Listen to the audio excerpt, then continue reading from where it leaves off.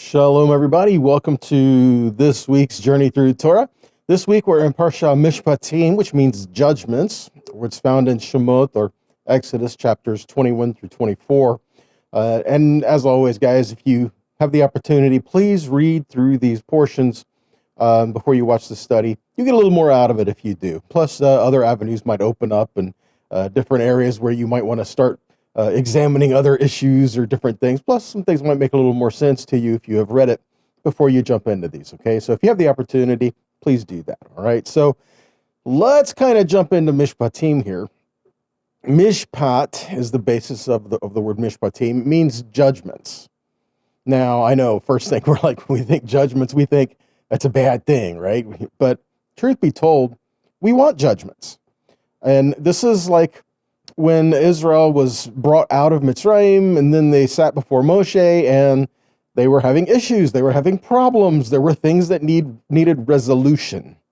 Okay, so in that basis, it's judgment that we're seeking. If we have an issue, if we have a problem, we want some kind of advice, some kind of offering, some kind of something to say, this is how we need to proceed. And in essence, that's judgment. So judgment is not always a bad thing, guys. Judgment just means it's some kind of rendering of justice or in a situation, this is what we need to do, okay? Some kind of sentence that comes forward. Shofet is a judge, right? Where we see later on, we see Parsha Shoftim, judges. So Shofet is a judge who renders forth Mishpat, judgment. Now, in the context of this, whose judgments are we talking about here now, right? Are we just talking about we're supposed to just go around judging each other and making judgments against each other? No, that's not it at all. What we have here in this parsha is Yahweh speaking. Okay, so whose judgments are we looking at? We're looking at Yahweh's judgments. We're looking at things that Yahweh decrees on our relationships and how we're supposed to live from and with one another. All right. We're studying Mishpatim. It's right after the Parsha with the 10 sayings or the 10 commandments. And this is understanding Yahweh was not done speaking. Okay, when we're studying the Mishpatim, we're studying the heart of Yahweh. This is not just like legal formulas and just legal things of how we're supposed to live with one another. Understanding, again, Yahweh is still speaking from the mountain. So as he is doing that, he is still revealing his heart, his life, his character, the things that are him. He's revealing things of himself to us in ways that we can understand, in ways that we can actually grasp it, okay?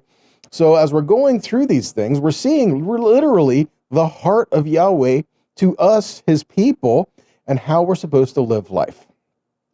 Show us that when we get off the course, this is how you get back on it. And show us how to stay walking the course with him. All of these things, of course, is very important. We need to do this. So as we're going through studying the Mishpatim, we can't say that they're irrelevant. We can't say that they're obsolete. We can't say that, they just don't apply. Because if we're doing that and Yahweh is eternal and unchanging, then we are saying that his word that he decrees changes. And it doesn't, because he does not change, right? So when we're studying this part, it is about relationships, not just with each other, but with Yahweh and each other. So as we're doing that, we understand.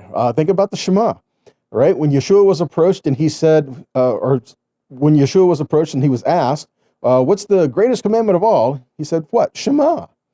Hear Israel, the Lord your God, the Lord is one.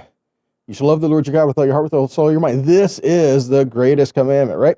And then the second is like it. You shall love your neighbor as yourself. He put these two things together. Well, in Parsha Mishpatim, we are studying to learn just exactly that.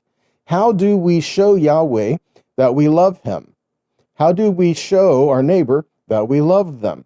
So as we're seeking the word of Yahweh, he is revealing himself to us. In other words, his word is a revelation of him. As we're learning his word, we are seeing how he expresses righteousness to us, because his word is righteousness for us. So if we're seeing a relationship of Yahweh and the nature of Yahweh, we're seeing this with Yeshua as well. Again, don't forget, guys, that his word reveals his heart. His word reveals who he is to us. If Yeshua is the living word, he's revealing himself to us, right? So in the last Parsha, in Parsha Yitro, where the Ten Commandments were spoken, remember how the people responded? Yahweh himself spoke to the people, but the people couldn't take it. The people couldn't handle it. They backed off. And they said, Moshe, you go find out what Yahweh says, and then you come back and tell us so that we can do it. Now, that's also another source of problems, isn't it? Because Moshe went up to the mountain, he got the words of Yahweh, brought the words of Yahweh back to the people, and then it seems that people want to go, yeah, but that's just you, Moses. Wait a minute. You said that you couldn't hear this for yourself. You sent Moshe up to get these words. Moshe brought the words back to you, and now you don't want to hear them? I think this also goes in line with Yeshua when he said, if you believed what Moshe wrote, you would believe me, because the words he wrote were about me. See, it is a revelation of who he is and a revelation of his heart, right? So Yahweh was still speaking. He wasn't done talking. It's not like the people said, oh no, we can't bear to hear this anymore, we're going to die. And so he just said, okay, well, that's it, I guess I'm done. No, there was more he wanted to give. So there was more that people would have received from Yahweh himself if they had not backed off. And so what we're seeing here is, again, who will draw near? Who will ascend the mountain?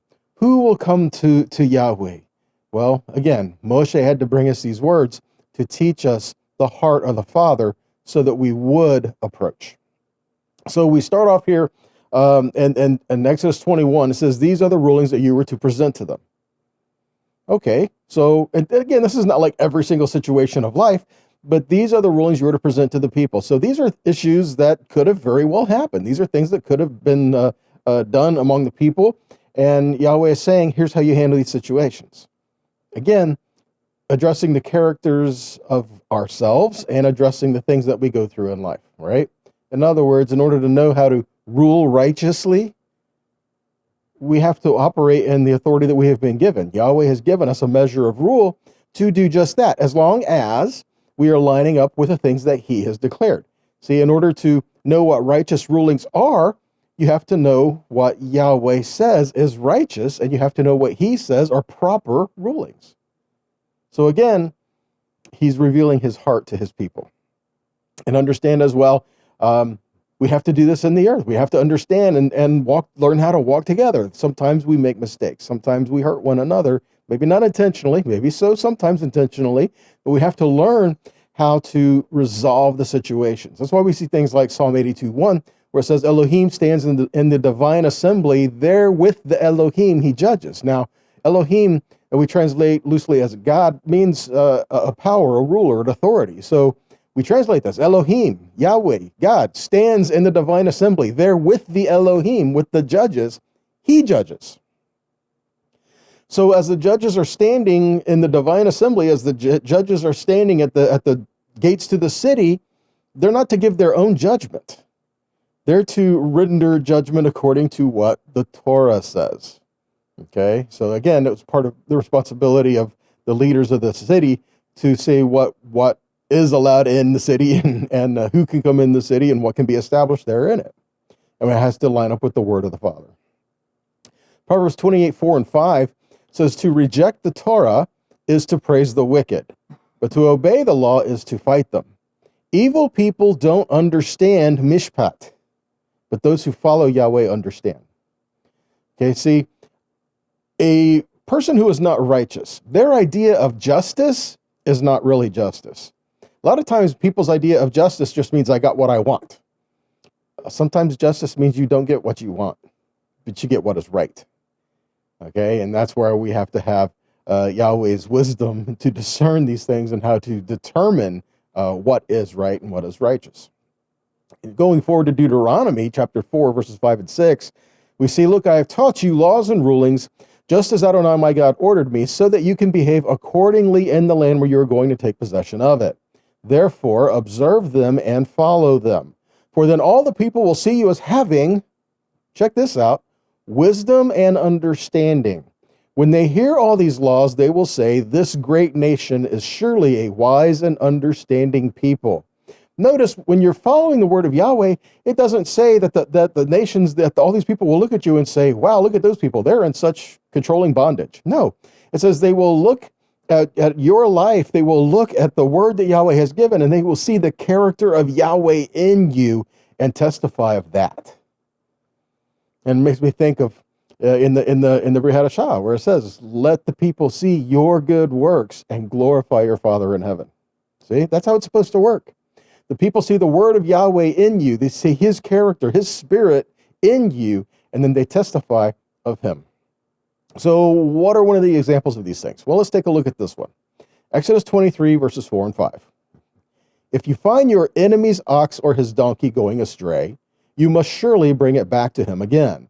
If you see the donkey of one that hates you lying down under its burden, do not leave it, rather you are to release it with him. So here he's saying, if you find your enemy's ox or his donkey, he's going astray, you get it and you take it back to him. Now, what's implied in that as well is, okay, what if he's not home? Oh no, his fence broke. Oh well, guess it's your loss. No, you help with the fence. You help make a way for them to keep the animal in the pen, keep the animal where they're supposed to be. Even if this idea, so if you see a donkey, if someone hates you lying under its burden, say, the donkey, it's there, the load was heavy and it fell and can't get up, go help them. It's not, at this point, it's not really about someone who you consider your enemy. It's it's helping another living creature. You don't mistreat them either, right? So again, you're showing the character of Yahweh for his creation. And in doing so, you are showing kindness to one you consider an enemy as well, right? Let's move forward a little bit more. Let's go to Matthew 5, 43 to 48. It says, you've heard it said, you shall love your neighbor and hate your enemy. But I tell you, love your enemies and pray for those who persecute you, so that you may be children of your Father in heaven. He causes the sun to rise on the evil and the good. He sends the rain on the righteous and the unrighteous. For if you love those who love you, what reward do you have? Even the tax collectors do the same, don't they? And if you greet only your brothers, what more are you doing than anyone else? Even the pagans do that, don't they? Therefore be perfect, just as your Father in heaven is perfect. See, what we're seeing here is that, you've heard it said, love your neighbor and hate your enemy. No. Love your enemies and pray for those who persecute you. This lines up with what we just read, because loving your enemy is also showing kindness to his animals if they were overloaded, or if they were got out, or if you're just roaming around loose or whatever, right? So again, showing kindness here, it has far-reaching. Romans 12, 16 to 21 kind of addresses this as well. It says, live in harmony with one another. Do not be proud, but associate with the lowly. Do not be wise in your own eyes. Repay no one evil for evil. Give thought to what is good in the eyes of all people. Now, this is also speaking from Proverbs 3, verses 3 and 4, where it says, let kindness and truth never leave you. Bind them around your neck. Write them on the tablet of your heart. And then you will gain favor and a good name in the eyes of God and man. Again, the idea of showing kindness and not repaying evil for evil is part of the process of writing the word on your heart, which is what we're supposed to have anyway. It's not just a book. It's not just something that we read. It's supposed to be a part of your very nature, a part of who you are, a part of what you're changing into to be more like Yahweh every day. You're learning his life and his character as you're going through his word. And that affects your relationship with him, and it affects your relationship with those you encounter here as well. Romans 12:18 says, if possible, for as far as it depends on you, live in shalom with all people. Never take your own revenge, loved ones, but give room for God's wrath, for it is written, vengeance is mine, I will repay, says Adonai. Again, that's quoting from Deuteronomy 32:35, where it says, vengeance is mine, right? But here, so as much as it depends on you, live in shalom with all people. See, some people just don't want peace. Well, you can't make them have it, but you can have it. So as much as it depends on you, you do the right thing. Okay, you try to live in a peaceful relationship. You do these things. You forgive. You show kindness. You pray for them. You do these things. And you doing these things does not depend on if they do it. It's not reciprocal. You just do it and let Yahweh deal with it. Okay, going further on. Verse 20. So if your enemy is hungry, feed him. If he is thirsty, give him a drink, for by doing so you will heap coals of fire on his head. This is taken from Proverbs 25, 21, and 22, where it says, if your enemy is hungry, give him bread to eat, and if he is thirsty, give him water to drink. For you will heap coals of fire on his head, and Adonai will reward you. A lot of midrash given on that whole coals of fire thing, the heaping coals of fire on his head. I'm not settled on just one interpretation of that, but there's many different things that can be related to the altar, to incense, to purification, even in Isaiah 6, where the angel took the coal off the altar, touched it to his lips, right? It's purified him, he's clean. Fire is cleansing. There's a lot to be said in that. You can kind of speculate many different things, but we don't really have a full, solid explanation of that. So we can just kind of talk about a few of those things and then just keep moving on, right? So let's do that. Romans 12:21 says, do not be overcome by evil, but overcome evil with good. We also see in 1 Thessalonians 5:15, where it says, see that no one repays evil for evil to anyone, but always pursue what is good for one another and for all. So again, it's not just repaying evil for evil to anyone, not just to your brothers, but to anyone. And pursue what is good for one another and for all. See, a lot of times we just pursue what's good for us, but he says pursue what is good for one another and for all. Don't return evil for evil. All of this lines up with the Torah and the teachings of Yeshua, because they don't contradict, right? Even thinking of this more so. If you are to restore your enemy's sheep, how much more are you to restore your brother's sheep? See, because if we're supposed to go out of our way and help someone who hates us, how much more so someone who's your brother? So we had this in this Torah portion, Mishpatim, where it talks about your enemy and their animals. We go forward in Deuteronomy 22, we see it expounding a little further on the same principle. Deuteronomy 22, 1-4. Says, you shall not see your brother's ox or his sheep going astray and ignore them. You shall take them back to your brother. And if he does not live near you, and if you do not know who he is, you shall bring it home to your house, and it shall stay with you until your brother seeks it, and then you shall restore it to him. And you shall do the same with his donkey or his garment, or with any lost thing of your brother's, which he loses, and you may find. You may not ignore it. You shall not see your brother's donkey or his ox fallen down by the way and ignore them.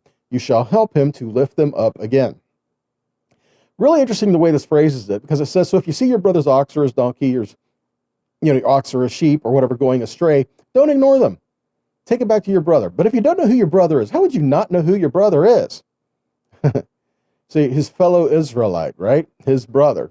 So even here, what are we supposed to do with this? If we encounter a lost sheep that is going astray, we are to restore it to our brother. We are to restore it to its rightful owner. Does that kind of say something to you? How about this? If you see a lost sheep, you care for it and restore it to whom it belongs. Guys, I'm talking about our Heavenly Father. I'm talking about our shepherd. I'm talking about restoring to Yeshua. We've all been lost sheep, right?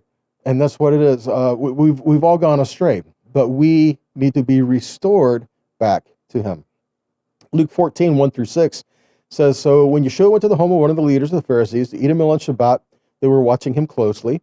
And there before him was a man swollen with fluid. And so Yeshua says to the Torah lawyers and the Pharisees, is it permitted to heal on Shabbat or not? But they kept silent. So Yeshua took hold of him and healed him and sent him away.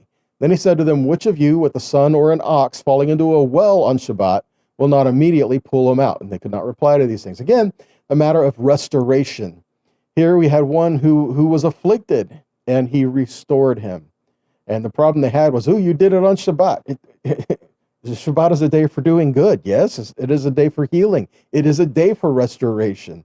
And that's what Yeshua is getting at, okay? This is a time to help restore the sheep on any time, but especially on Shabbat, right?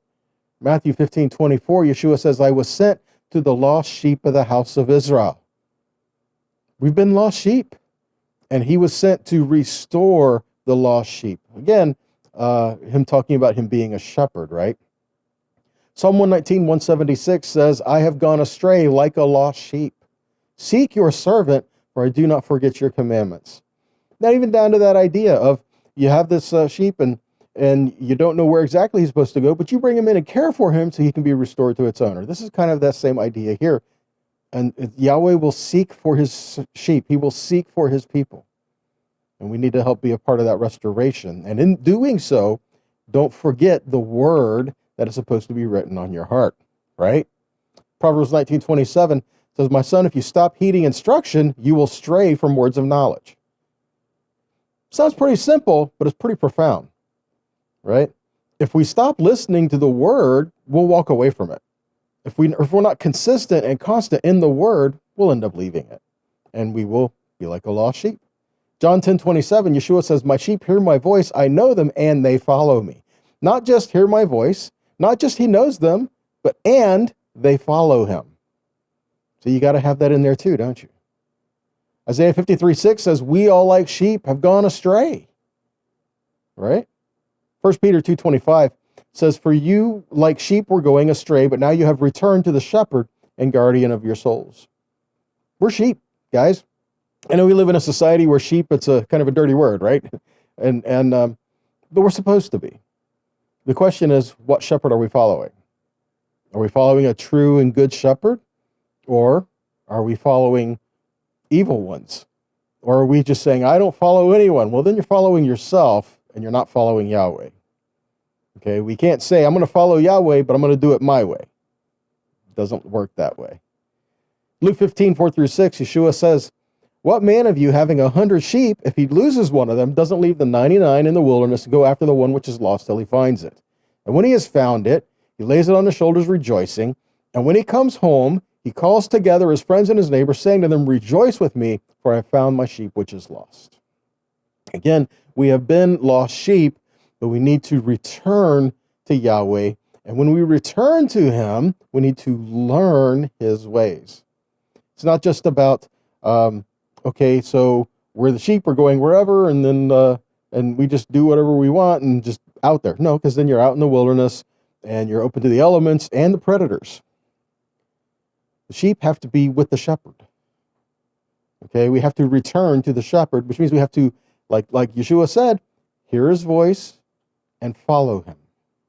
Jeremiah 50:4-7 says, "In those days and that time, says Yahweh, the children of Israel shall come, and the children of Judah together, going and weeping, they shall go, and they shall seek Yahweh their God.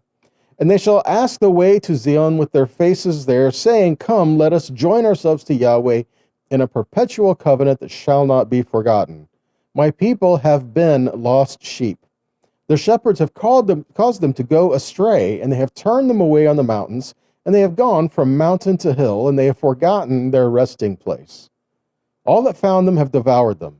And their adversaries said, 'We offend not, because they have sinned against Yahweh, the habitation of justice, even Yahweh, the hope of their fathers.'" He's saying that the sheep have gone astray, and the enemies of the sheep that are destroying the sheep are saying, "Yeah, it's okay, they left God, so go ahead and do it." But what does Yahweh desire?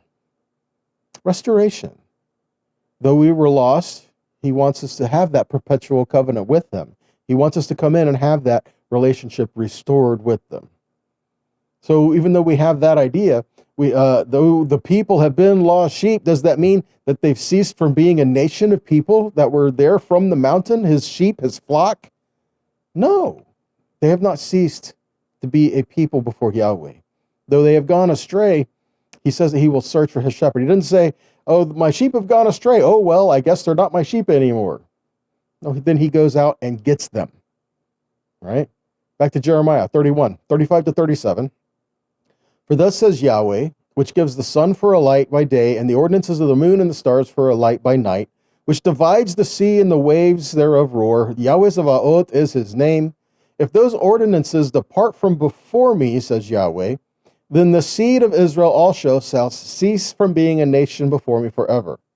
Thus says Yahweh, if the heaven above can be measured, and the fountains of the earth searched out beneath, I will also cast off all the seed of Israel for all they have done, says Yahweh." So what he's saying here is all these things that are established, they're going to continue. So therefore, Israel will continue. So what's the context of Jeremiah 31? What's going on here, right? Okay, so let's go back and take a look at the context of Jeremiah 31. "At the same time, says Yahweh, I will be the God of all the families of Israel." So we're talking about all Israel, all the families of Israel. That's all the tribes, all the families, all the people, and all those from the nations who have joined in with them, right? And it says, and they shall be my people. And again, I will build you, and you will be built. And you shall plant vines on the mountains of Samaria, in Shomron, and the planter shall plant and shall eat them as coming things. And the watchman upon Mount Ephraim shall cry, arise, and let us go up to Zion unto Yahweh our God. O Yahweh, save your people, the remnant of Israel. And I will bring them from the north country, gather them from the coasts of the earth. For I am a father to Israel, and Ephraim is my firstborn. Hear the word of Yahweh, O you nations, and declare it in the isles far off, and say, he that scattered Israel will gather him and keep them as a shepherd does his flock. So far what we're looking at is all the families of Israel being the flock of Yahweh. They're his sheep, and he is our shepherd. Going on, it says, I have surely heard Ephraim bemoaning himself. Thus you have chastised me, and I was chastised. I repented, and after that I was instructed. See that? We repent, and then we are instructed. If we repent, and then we say, okay, now it's time to receive instruction. No, I don't need any instruction. I repented. I've been forgiven. I don't need to learn anything. We've missed the point. See, if we repent, then we need to learn his ways, right? We need to learn how to follow him. So, is Ephraim my dear son? Is he a pleasant child? For since I spoke against him, I do earnestly remember him still. Therefore, my bowels are troubled for him, and I will surely have mercy upon him, says Yahweh. And it shall come to pass that, like as I have watched over them, to pluck up, to break down, to throw down, to destroy, to afflict, so will I watch over them to build and to plant, says Yahweh. Now we get to verse 31. Behold, the days come, says Yahweh, that I will make a new covenant with the house of Israel and with the house of Judah. Okay, so this new covenant, who's it with? The house of Judah and the house of Israel. In other words, all Israel.